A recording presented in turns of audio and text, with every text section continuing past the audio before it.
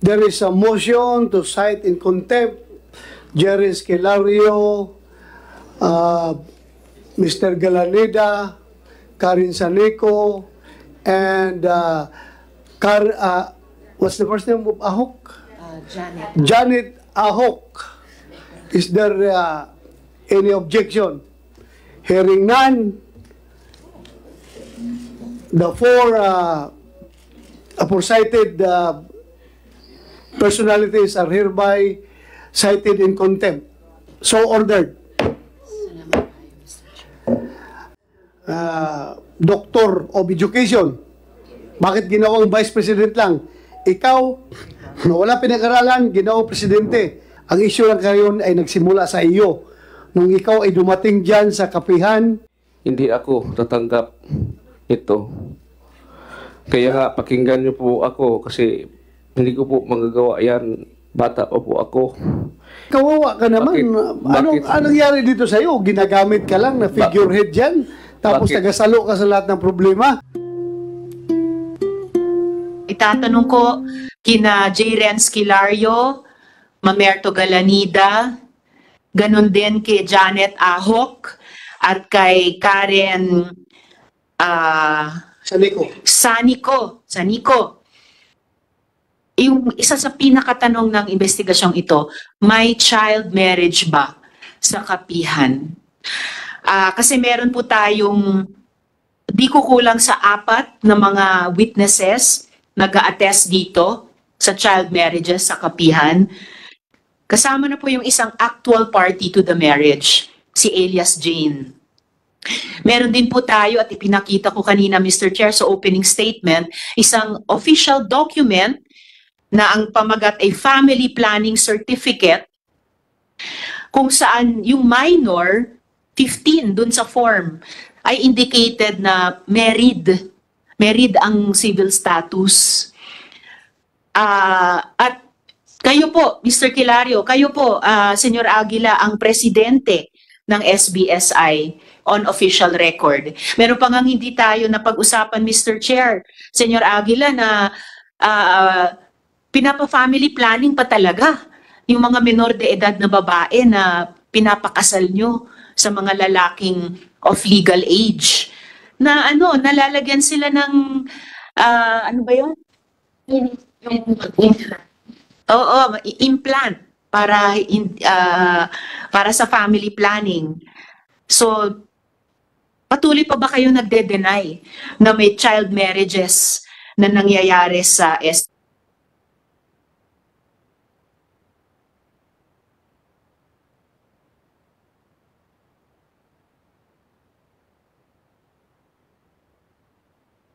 Arco ni Noah? So, nangyayari nga po ba? Nangyayari po ba ang child marriages sa kapihan, Senyor Aguila? Mr. Kilario? Hindi po nangyari. Mr. Galanida, nangyayari po ba ang child marriages sa kapihan? Madam Senator, as far as I do not know anything about mayroong ganyan nangyayari sa kapihan. So ang sagot po ninyo ay walang child marriages na nangyayari sa kapihan? Walang child marriages sa Madam Senator. Kasi po kung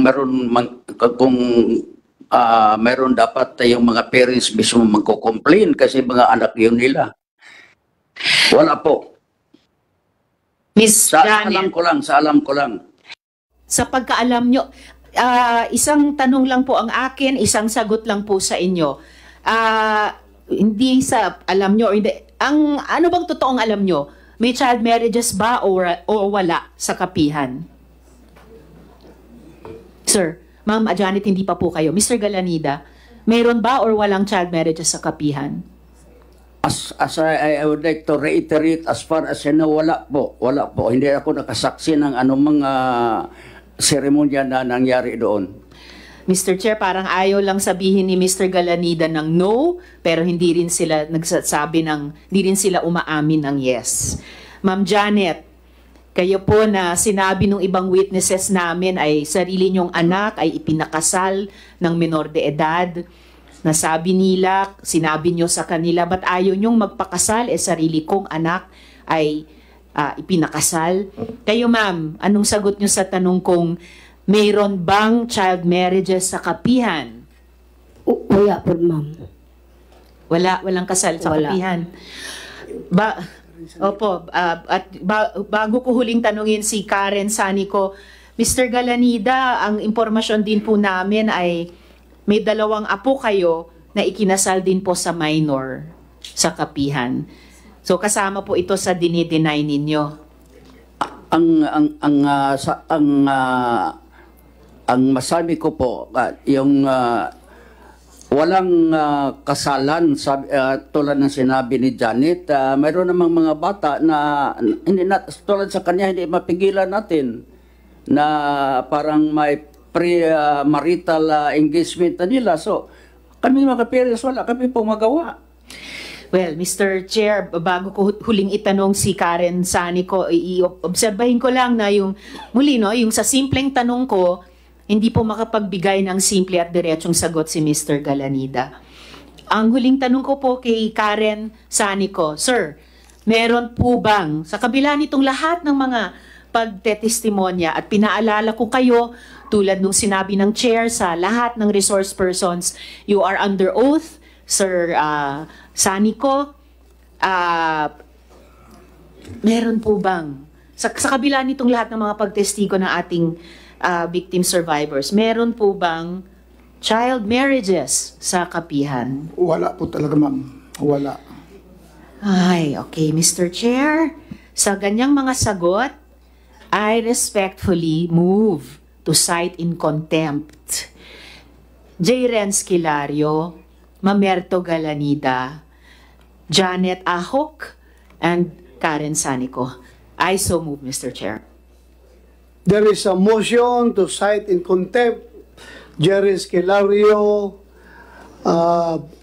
Mr. Galanida, Karen Sanico, and what's the first name of Ahok? Janet. Janet Ahok. Is there any objection? Hearing none,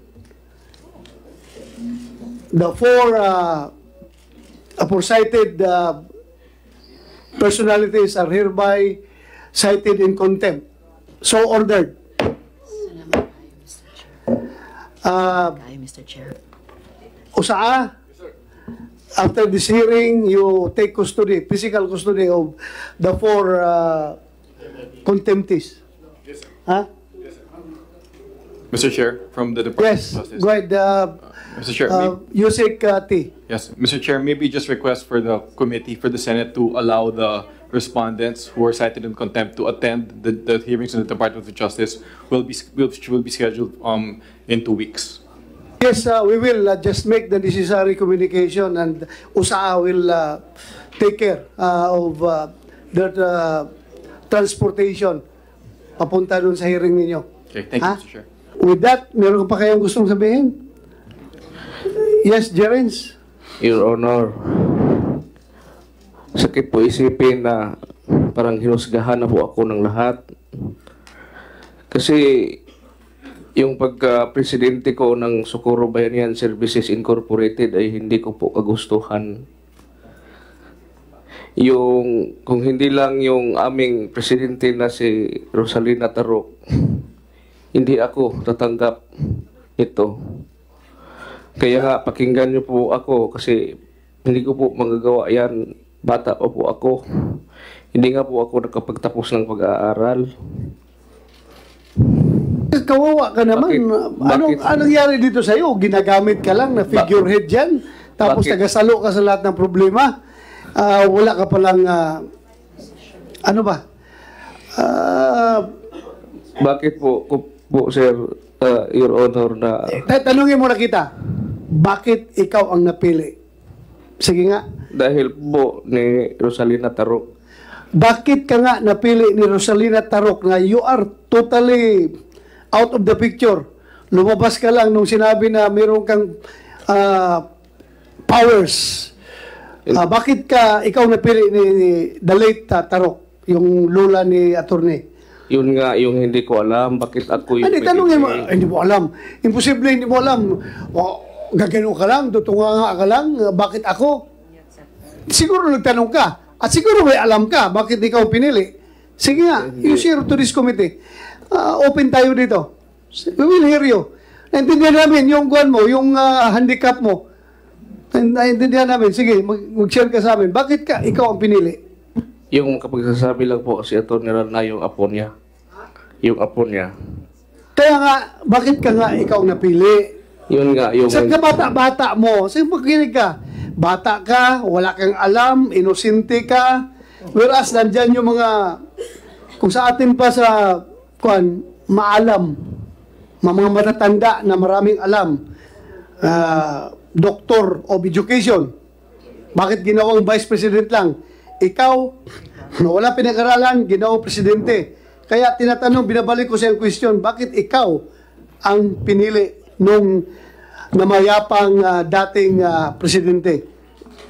Pwede ko magbisaya. Sige, magbisaya ka. Sige. Muna yung pangutara nga.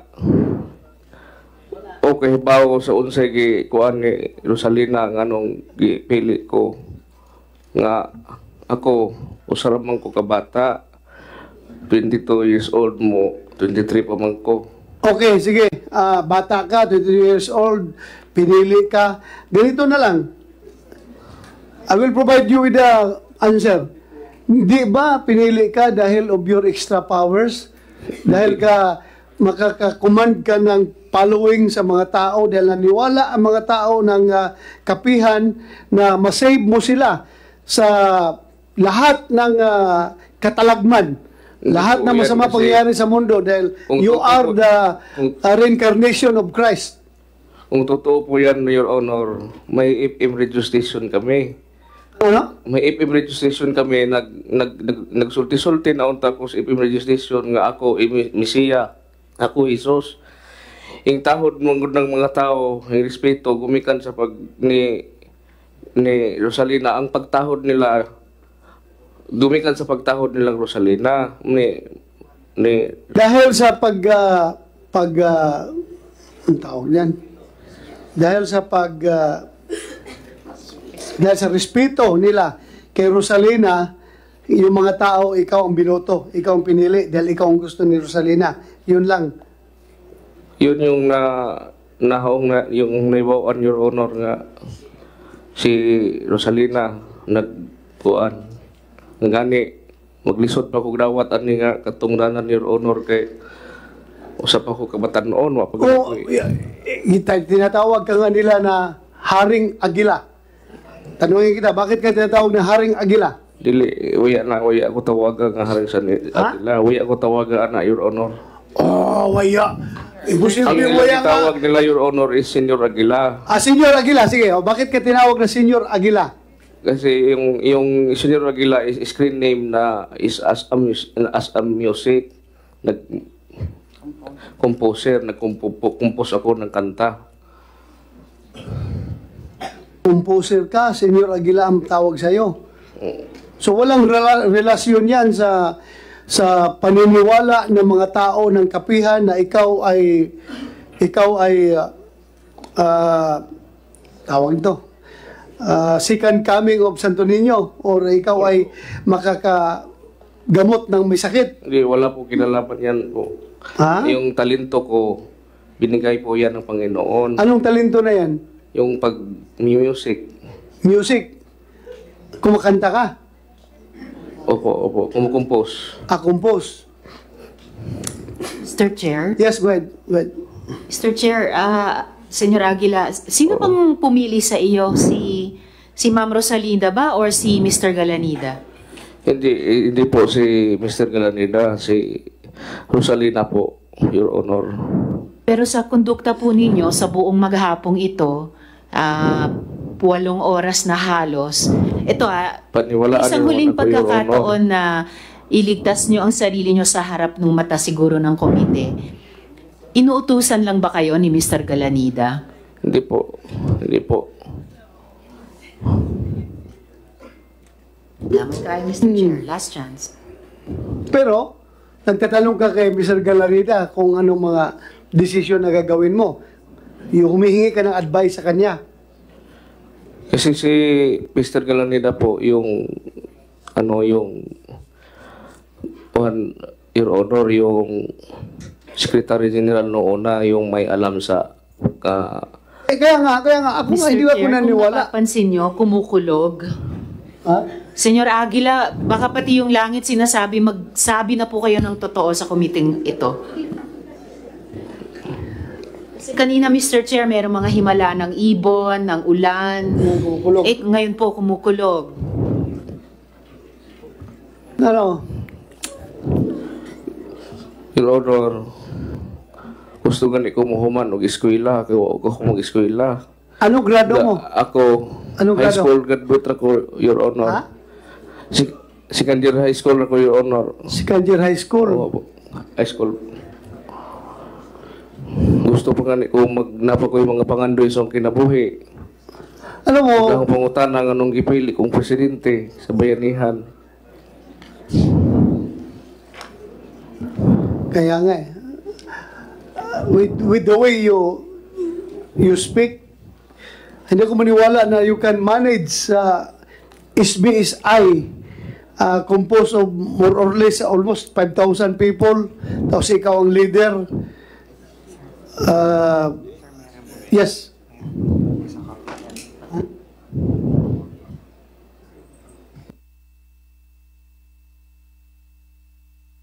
Ito, Juan, anong tawag sa'yo? Haring Aguila? O, Senyor Aguila.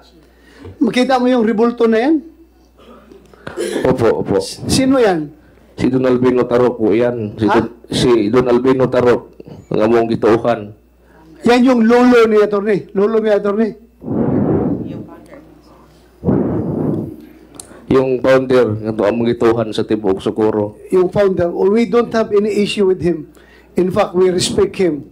At saka yung kanyang wife, the late wife niya. Ang ganda yung kanyang vision sa buhay na makatulong sa mga mahihirap, mag-organize through bayanihan, at gamitin yung natural resources sa isang lugar na antap para mapakinabangan ng mga kababayan natin na hirap sa buhay. Wala kaming issue sa kanila. Ang issue lang kayo ay nagsimula sa iyo. Nung ikaw ay dumating dyan sa kapihan at nagkakaroon na ng forced marriages, meron ng allegation ng mga rape, at pinipilit mo na mag-sex sila. Kung hindi sila mag-sex, pinapareport mo, at meron mga report ng yung mga bata hindi pwede mag-aral. So yun na, that started the problem.